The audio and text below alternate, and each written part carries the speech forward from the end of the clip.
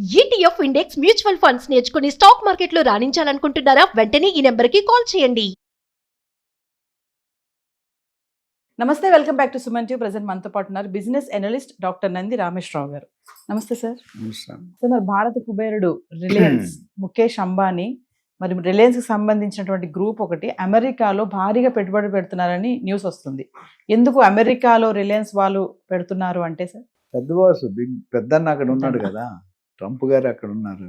Trump గారు ఏదనుకుంటే అదే లోకం, ఈ లోకం నా లోకంలోకి రాడు అని అన్నమాట వేదవాకం. అది చెప్పాడంటే జరుగుతుంది అనే పేరు ఆల్రెడీ సంపాదించుకున్నాడు. అది చేసేది మంచి దిశలో చేస్తున్నాడా, నెగిటివ్లో వెళ్తుందా అది పక్కన పెడితే. ముఖేష్ అంబానీ నేను ఒకసారి 2003-4లో జామ్నగర్ ఫ్యాక్టరీకి వెళ్ళాను.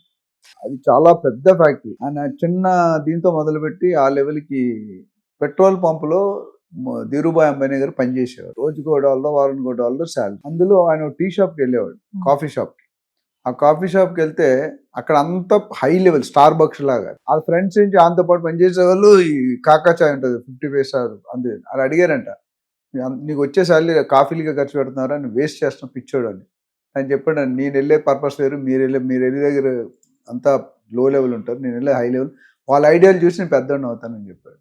ఆ తర్వాత ముఖేష్ అంబానీ ఆ హోటల్నే కొనేసాడు. అది ఎందుకు చెప్పానంటే they are very plant people. Mukesh Ambani గారు పొద్దుట 6 గంటల నుంచి రాత్రి 12 దాకా పనిచేస్తాం. మీరు నేను పనిచేయం, అందులో 1% కూడా లేదు. అయితే ఇండియాలో అత్యన్న సంపన్నుడిగా గత కొన్ని సంవత్సరాలుగా వస్తున్నారు. తర్వాత అదానీ వచ్చాడు. సో వీళ్ళిద్దరే మేజర్గా ఇప్పుడు చూసుకుంటే ప్రపంచంలో ఉన్న వాల్యూ అసెట్స్కి వీళ్ళిద్దరిది కలిపి 1/3 20-25% ఉంది. అంటే ప్రపంచం మొత్తం అంటే ఎంత ఎక్కువ డబ్బులు ఉన్నాయో ఆలోచన. సో డబ్బులు ఉన్నాయి కాబట్టి లాస్ట్ ఇయర్ నాకు తెలిసి 12-13% ఆయన ఆస్తులు రెట్టింపు అయ్యాయి, అంటే పెరిగాయి పర్సంటేజ్. సో టెక్సాస్లో బ్రౌన్ విల్స్ అనే ప్లేస్లో $300 బిలియన్ పెట్టుబడి పెడతారు.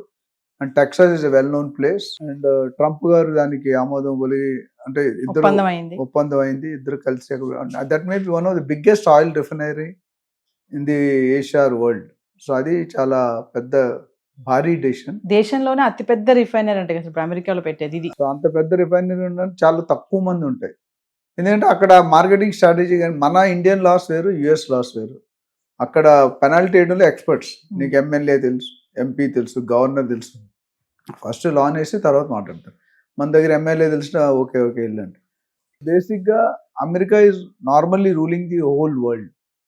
సో ఇండియా ఆల్రెడీ రూల్ చేస్తున్నాడు. మీకు తెలుసో లేదా, బడ్జెట్ తయారైనప్పుడు డ్రాఫ్ట్ కాపీ పిఎంకి వెళ్దు, కొంత నోటిఫైడ్ ఇండస్ట్రియలిస్ట్ ఉంటారు, వాళ్ళకి వెళ్తుంది. వాళ్ళు ఓకే అంటే తర్వాత పిఎం దగ్గరికి వెళ్తుంది. ఇది ఇంటర్నల్, బయట అక్కడ ఉండదు. అది ఆనవాయితీ. ఇండస్ట్రీ వాళ్ళకి అనుకూలంగా కొన్ని పాయింట్స్ సరిదిద్దుకునే అవకాశం ఉంది. సో దాని తర్వాత మళ్ళీ పాలసీ మారిపోద్ది.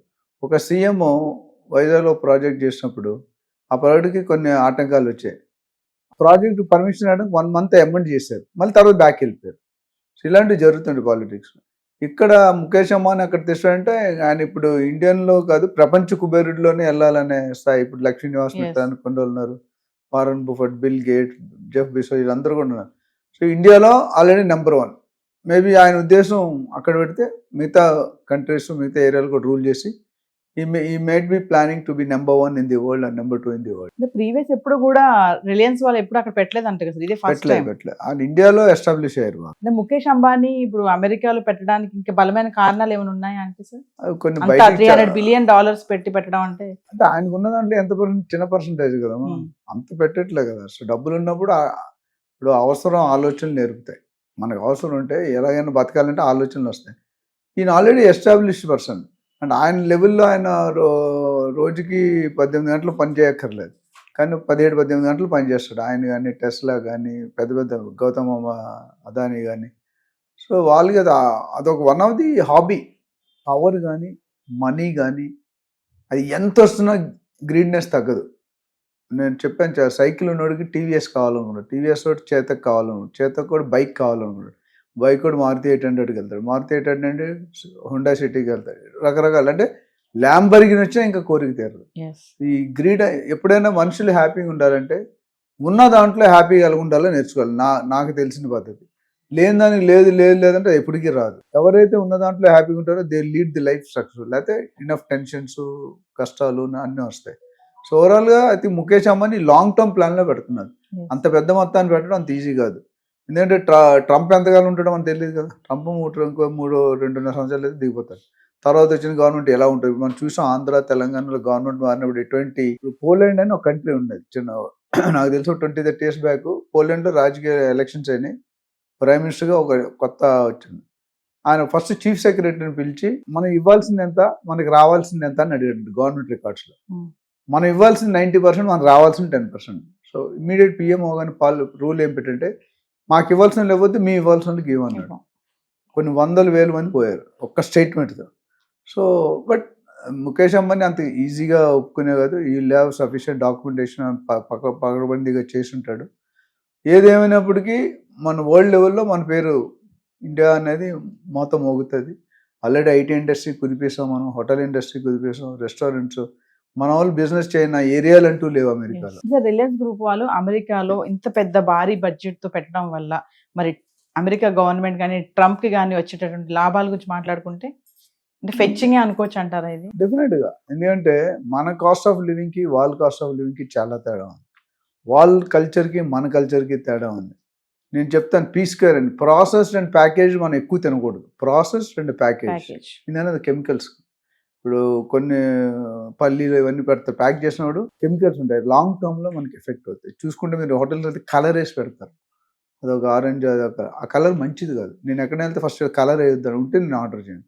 అది కనిపించిన క్యాన్సర్, అది అంటే డైరెక్ట్గా తెలిసి మన క్యాన్సర్ మింగుతున్నట్టే.